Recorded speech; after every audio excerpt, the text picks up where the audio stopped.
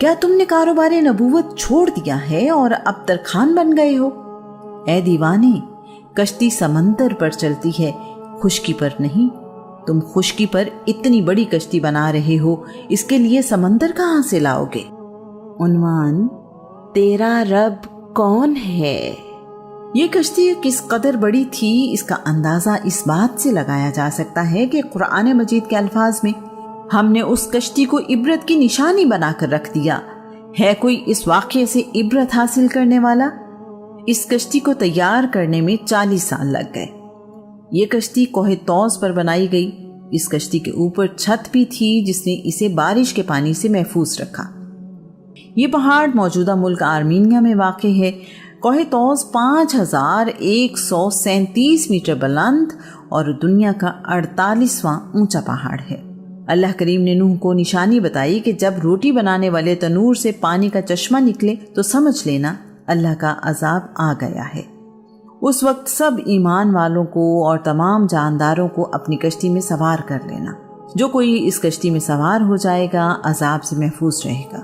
ایسا ہی ہوا۔ 11 رجب کو پانی بارش اور سیلاب کی صورت میں آیا۔ یہ بارش 6 مہینے تک جاری رہی۔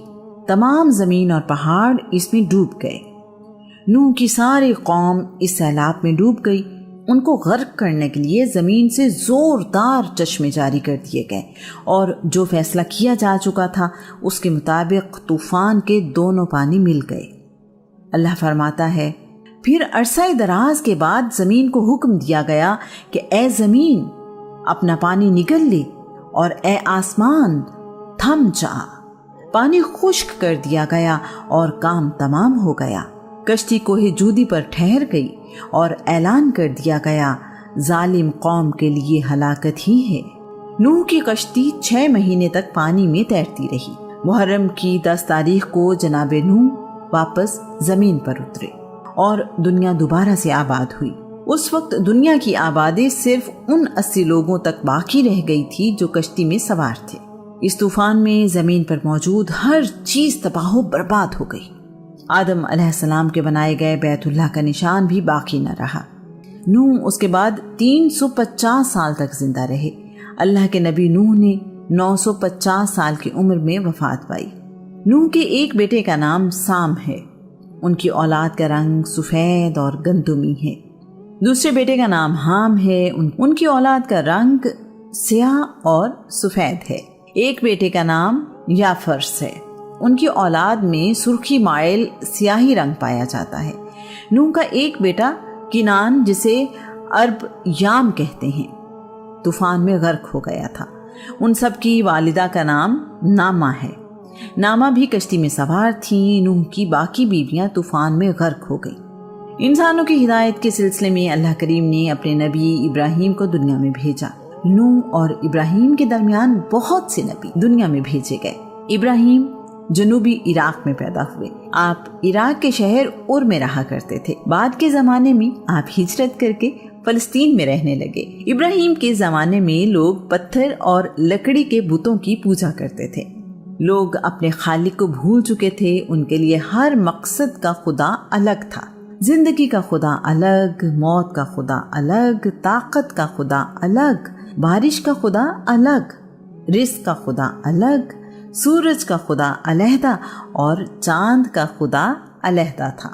ضرورتیں لاتعداد تھیں تو خدا بھی لاتعداد تھے۔ ابراہیم نے ان بتوں کی عبادت کرنے سے انکار کیا اور اس کائنات میں غور کرنے لگے۔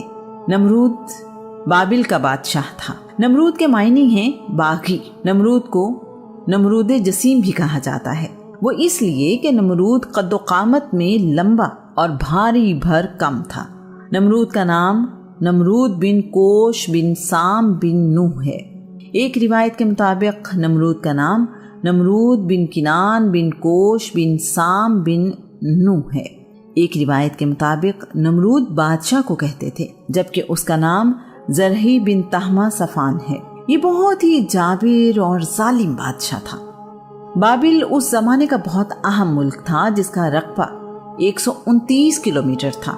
اس زمانے کے اعتبار سے یہ بڑا رقبہ تھا۔ یہ شہر مربع شکل میں بنایا گیا تھا۔ نمرود نے اپنے شہر کے گرد فصیل بنوائی ہوئی تھی۔ उस फसील से पहले एक खंदक थी जिसे पानी के साथ भर दिया गया था। उस फसील पर हर वक्त फौजी पहरा देते थे। इन बातों से अंदाजा लगाया जा सकता है कि नमरूद के इलाके में किस कदर तरक्की और खुशहाली थी। नमरूद खुद भी मुशरिक था और उसकी कौम भी। नमरूद खुदाई का दावेदार था। नमरूद की रियाया उसकी भी इबादत करती थी। अल्लाह के नबी इब्राहीम ने देखा कि तमाम लोग ही बुतों की इबादत करते हैं, तो सोचने लगे ये बुत जो ना किसी को फायदा दे सकते हैं ना ही नुकसान, फिर ये खुदा कैसे हो सकते हैं। उन्होंने लोगों से कहा, मेरी कौम, तुम लोग जिसकी इबादत करते हो, मैं उन चीज़ों से बेजार हूँ। अपनी कौम में ऐलान कर दिया, बेशक मैंने उस ज़ात की तरफ रुख फेर लिया है जिसने ज़मीन और आसमानों को पैदा किया है। नमरूद का तमाम वसाइल पर कब्जा था। उनमें अनाज, फसलें, जानवर सभी शामिल थे। लोगों को अपने हाथ से खुराक देकर अपनी अना की तस्कीन करता था। जब लोग उसके पास जाते तो पहले उनसे अपने खुदा होने का एतराफ़ करवाता, फिर खुराक देता। ये सिलसिला साल हा साल से ऐसे ही चल रहा था। एक दिन लोग अपना रिस्क लेने के लिए कितार बनाए हुए नमरूद के सामने हाजिर थे। उनमें एक नौजवान इब्राहीम भी था। लोग नमरूद के पास आते तो वो पूछता, तुम्हारा रब कौन है? वो जवाबन कहते, तुम हमारे रब हो।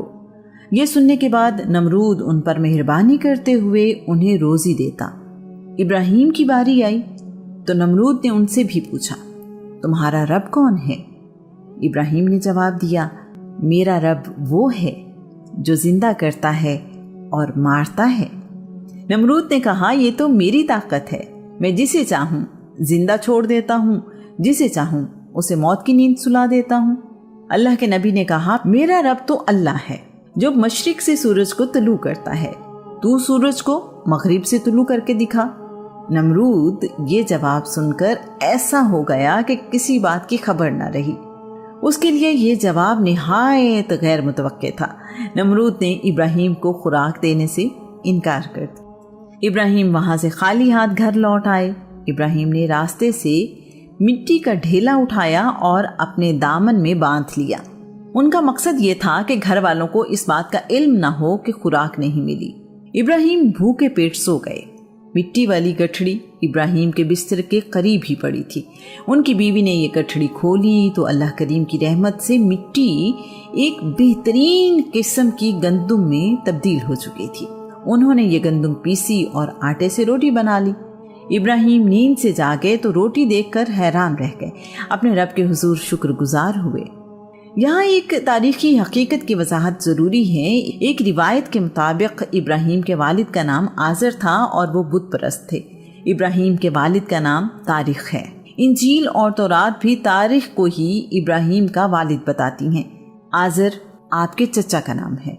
अरब अपने चचा को भी अब्बू कह देते हैं। कुरान मजीद में आज़र के लिए अब्बू का लफ्ज़ इस्तेमाल हुआ है, सन ऑफ नहीं। इब्राहीम की मशहूर दुआ रब्बना ग़फ़िरली वाली वालिदैया, यानी मुझे और मेरे वालिदैन को बख्श दे। ये दुआ भी इस बात की तायीद करती है कि अल्लाह के नबी अपने वालिदैन की मग़फ़िरत की दुआ मांग रहे हैं। किसी मुशरिक या काफिर के लिए अल्लाह के नबी मग़फ़िरत की दुआ नहीं मांगते। अल्लाह करीम ने इस दुआ की कबूलियत से इनकार नहीं किया, ना ही इब्राहीम को अपने वालिदैन के लिए ये दुआ मांगने से मना किया। अल्लाह ने अपने नबी नूह को काफिर बेटे के लिए दुआ मांगने से मना फरमा दिया था। अल्लाह के नबी इब्राहीम के वालिदैन के हक पर होने की तायीद रसूलुल्लाह की हदीस से भी होती है। रसूलुल्लाह ने कहा, मेरे तमाम नस्बी वालिदैन तौहीद पर थे। रसूलुल्लाह ने ये भी बताया कि मेरे बाप दादा ज़माना जाहिलियत की किसी बुरी चीज़ के नज़दीक भी नहीं गए। कुरान पाक में इरशाद होता है, और याद करो जब आपके रब ने फरिश्तों से फरमाया, मैं ज़मीन में अपना नायब बनाने वाला हूँ। वो बोले, क्या आप उसे नायब बनाएंगे जो फसाद फैलाएगा और खून रेजी करेगा? हालांकि हम आप ही की हम्द करने के लिए तस्बीह पढ़ते और पाकीज़गी बयान करते हैं। अल्लाह करीम ने फरमाया, मुझे वो कुछ मालूम है जो तुम नहीं जानते।